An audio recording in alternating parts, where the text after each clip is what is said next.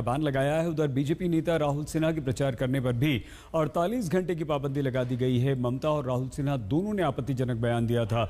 इसके साथ ही चुनाव आयोग ने दिलीप घोष को भी नोटिस जारी किया। उनके बयान को लेकर ये ममता बनर्जी की तस्वीरें हम आपको लगातार दिखा रहे हैं। ये 3 तस्वीरें ममता बनर्जी जिन्होंने एक ऐसा बयान दिया जिस पर चुनाव आयोग को आपत्ति हुई। चुनाव आयोग ने 24 घंटे का बैन लगा दिया। बीजेपी के नेता राहुल सिन्हा जिन्होंने और घोर आपत्तिजनक बयान दिया, 48 घंटे का बैन लगा दिया गया। और दिलीप घोष को नोटिस दिया है चुनाव आयोग ने कि आप जवाब दीजिए, आप इस तरह के बयान क्यों दे रहे हैं। तो बंगाल में चुनाव आयोग सख्ती कर रहा है। चुनाव प्रचार ज़बरदस्त चल रहा है। 4 दौर हो चुके हैं, 17 को 5वें दौर की वोटिंग होनी है।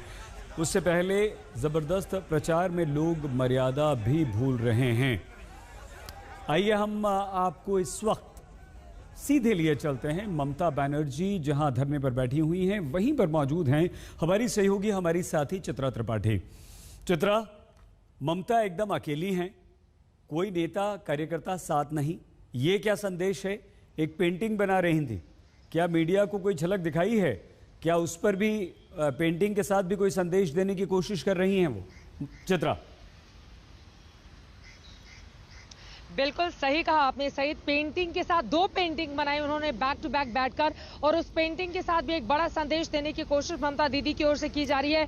भले ही टीवी स्क्रीन पर देखिए जिस जगह पर वो व्हील चेयर पर बैठी हुई हैं वहां पर ममता बनर्जी अकेले दिखाई देती हूँ, लेकिन गांधी मूर्ति के आसपास सैकड़ों की तादाद में टीएमसी के कार्यकर्ताओं की मौजूदगी है। डेरेक ओब्रायन जो भवानीपुर से टीएमसी के कैंडिडेट है, वो तमाम और भी बड़े नेता किनारे किनारे खड़े हैं। यानी कि ममता दीदी का धरना जहां पर चल रहा है वहां पर उन नेताओं की मौजूदगी नहीं है, लेकिन बड़ी तादाद में कार्यकर्ता भी वहां पर पहुंचे हुए हैं। देखिए, ममता बनर्जी अकेले तृणमूल कांग्रेस की सबसे बड़ा और एकमात्र ऐसा चेहरा है जिनका सिक्का इस पश्चिम बंगाल में चलता रहा है। अब चूंकि उनके सामने बड़ी चुनौती है, एक तरफ 10 सालों के शासन का उनको जवाब देना है, तो वहीं बीजेपी जैसी बड़ी पार्टी से उनका मुकाबला है। इसी वजह से ममता दीदी ने इस पूरे के पूरे जो 24 घंटे का बैन है, एक तरफ तो लगातार टीएमसी के जितने भी नेता हैं वहां पर मैंने कई लोगों से बातचीत की, सबका यही कहना है कि चुनाव आयोग आखिर बीजेपी के नेताओं के खिलाफ कोई कार्रवाई क्यों नहीं करता, दीदी को निशाना बार बार क्यों बनाया जा रहा है। दिलीप घोष का वो नाम ले रहे हैं जिन्होंने कूच बिहार को लेकर टिप्पणी की थी, जिसके बाद यहां पर चुनाव आयोग को लेकर निशाने पर टीएमसी के कार्यकर्ता साध रहे हैं। तो राजनीति अपनी तरह से जारी है, लेकिन रात 8 बजे तक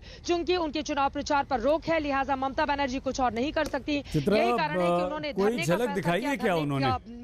उसके बाद पेंटिंग बना रही है और फिर उसके बाद 8 बजे के बाद बिल्कुल मैंने वो तस्वीरें भेजी हैं, अगर हमारे दर्शकों को दिखा पाए हमारे पीसीआर के लोग। देखिए, 2 पेंटिंग उनकी ओर से बनाई गई है, दिखा दी हमने, दिखा दी। देखिए जो तस्वीरें आपने भेजी हम दिखा रहे हैं, दी गई है। बिल्कुल ये तस्वीरें अपने आप में बेहद खास हो जाती है। जो ममता तो दोबारा आते हैं आपके पास, आप बने रहिए फिलहाल वहां पर। तो ममता बनर्जी पर भले ही 24 घंटे का बैन लगा दिया, लेकिन धरने पर बैठकर उन्होंने ऐसे लोकतंत्र का काला दिन बताते हुए इसे भी प्रचार का माध्यम बना लिया है। बहुत छोटा सा ब्रेक, आप देखते रहिए आज तक।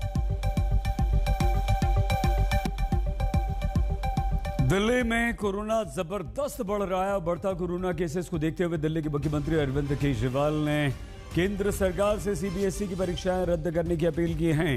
अरविंद केजरीवाल ने यह कहा है कि 10वीं 12वीं के बोर्ड की परीक्षा के लिए 5 लाख बच्चे बैठते हैं, 1 लाख के लगभग टीचर लगते हैं, और ये परीक्षाएं रद्द हों वरना ये हॉटस्पॉट बन सकते हैं कोरोना की। ज़िंदगी, बच्चों की सेहत, बच्चों का स्वास्थ्य हमारे लिए बहुत ज़रूरी है।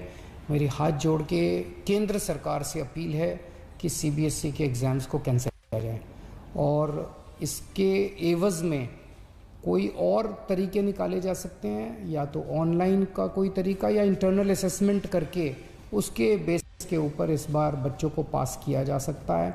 लेकिन सीबीएसई के एग्ज़ाम कैंसिल करने बहुत ज़रूरी हैं। मैं और कई देशों के उदाहरण देख रहा था, कई देशों ने जहाँ जहाँ सेकेंड वेव का प्रकोप आया है, कई देशों ने अपने अपने एग्ज़ाम्स कैंसिल कर दिए हैं। हमारे देश के अंदर कई राज्य सरकारों ने अपने अपने एग्ज़ाम्स कैंसिल कर दिए हैं। मेरी केंद्र सरकार से अपील है कि सीबीएसई के एग्ज़ाम्स कैंसिल